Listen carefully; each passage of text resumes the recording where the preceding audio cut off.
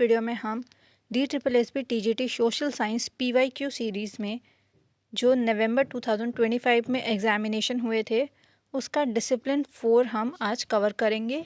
With in 5 to 6 minutes हम 20 questions को cover करेंगे। तो चलिए स्टार्ट करते हैं। सबसे पहला क्वेश्चन है यहाँ पर, निम्नलिखित में से कौन सी लोकतंत्र के लिए आवश्यक शर्त नहीं है? So option number 4 is correct, लिखित संविधान। आप वीडियो को पॉज करके क्वेश्चंस को रीड कर सकते हैं। चलिए सेकंड क्वेश्चन पे चलते हैं। लोकतंत्र और सामाजिक विविधता के बीच संबंध की प्रकृति क्या है? तो यहाँ पर हमारा ऑप्शन 4 करेक्ट है। लोकतंत्र सामाजिक विविधता पर शांतिपूर्ण वार्ता के लिए एक मंच प्रदान करता है। नाउ क्वेश्चन नंबर 3 हमारा है, विच of the following is not a की फीचर ऑफ फेडरलिज्म? संघवाद की विशेषता क्या नहीं है, वो पूछा है यहाँ पे। तो ऑप्शंस में से ऑप्शन नंबर 4 हमारा करेक्ट है।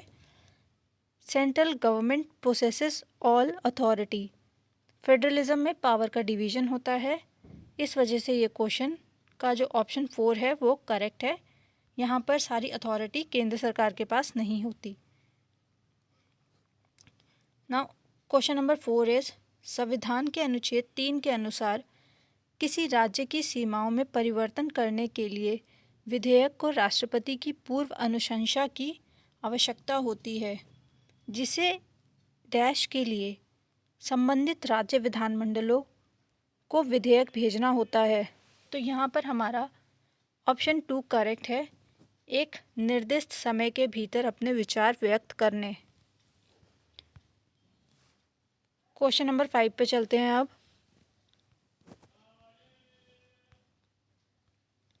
निम्नलिखित चरणों को कालक्रम अनुसार व्यवस्थित करना है और स्पष्ट कीजिए कि एक लोकतांत्रिक सरकार सामान्यतः विविध समूहों के अधिक समावेशिकता की मांग को कैसे संबोधित करती है। तो यहाँ पर 4 ऑप्शंस दिए हैं, इसको हमें सीक्वेंस में लगाना है। So option 2 is correct. Question read कर लीजिए आप। Question number 6 is, which of the following is a function of the local government? Option 4 correct है हमारा, maintenance of public health and sanitation. Question number 7 हमारा article से पूछा है, जिसमें पूछा है राज्यों के बीच तथा केंद्र और राज्यों के बीच सहयोग और समन्वय को बढ़ावा देने के लिए राष्ट्रपति डैश के संवैधानिक प्रावधान के तहत एक अंतर्राज्य परिषद की स्थापना कर सकते हैं। तो यहाँ पर ऑप्शन 1 सही है, आर्टिकल 263। हमारा 8th क्वेश्चन है, निम्नलिखित में से कौन सा फर्स्ट पास्ट द पोस्ट निर्वाचन प्रणाली का एक प्रमुख निहितार्थ है जो एक लोकतांत्रिक चुनौती प्रस्तुत करता है?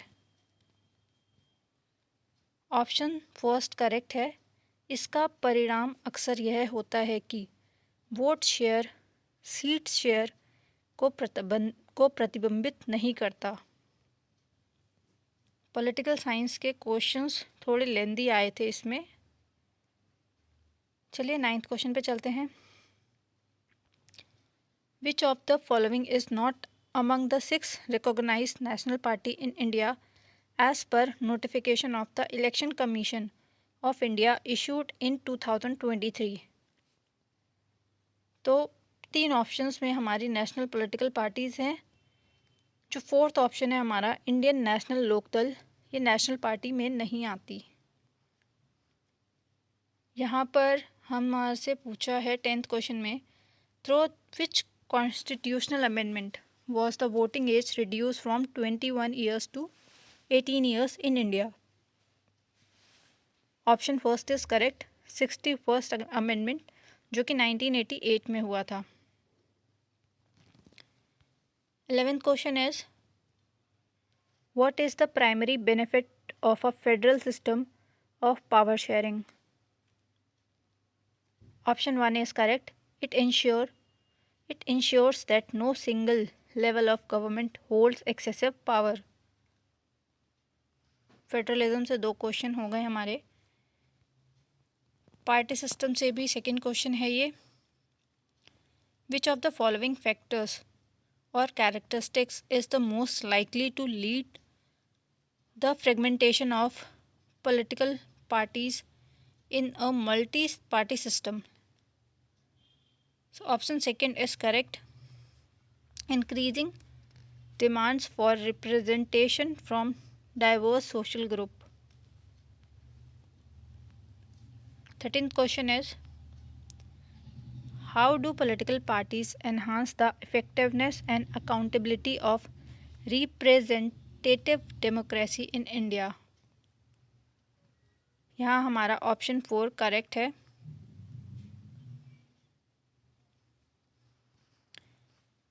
Question number 14 is, the term post-democracy used by Colleen Crouch signifies.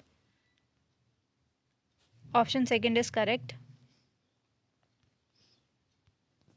15th question हमारा, लोकतांत्रिक शासन के संदर्भ में विमर्शी लोकतंत्र या डेलिबरेटिव डेमोक्रेसी की सबसे उपयुक्त परिभाषा क्या है? सो option second is correct.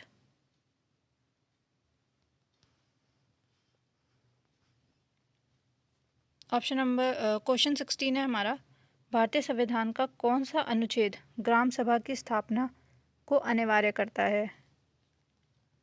Option number 3 is correct, अनुच्छेद 243A. Question number 17 is, India is sovereign socialist secular democratic Republic. Option second is correct. Question number 18, Assam आंदोलन, द असम मूवमेंट निम्नलिखित में से किस मुद्दे से संबंधित था? ऑप्शन फोर्थ करेक्ट है, एथनिक प्रॉब्लम से, सजातीय समस्या.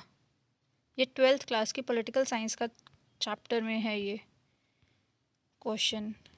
नाउ 19th क्वेश्चन है हमारा, चुनाव प्रचार के दौरान एक राजनीतिक दल सत्ता में आने पर मुफ्त सेवाएं और वस्तुएं उपलब्ध कराने का वादा करता है. आप उस दल की विश्वसनीयता की कैसे आलोचना करेंगे? तो ऑप्शन फोर्थ हमारा ये करेक्ट है यहाँ पे.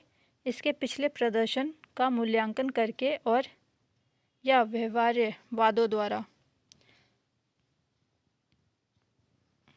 क्वेश्चन नंबर 20 हमारा है, what is the purpose objective of bicameral legislature in a federal system? So option second is correct, to give representation to different region और स्टेट्स. तो यहाँ पे हमारा डिसिप्लिन 4 कंप्लीट होता है. नेक्स्ट वीडियो में हम अपना डिसिप्लिन 5 को कंप्लीट करेंगे और 4 तारीख को नवंबर में जो एग्ज़ाम हुआ है उसका पूरा पेपर कंप्लीट हो जाएगा. तो मिलते हैं अपने नेक्स्ट वीडियो में. Thank you so much.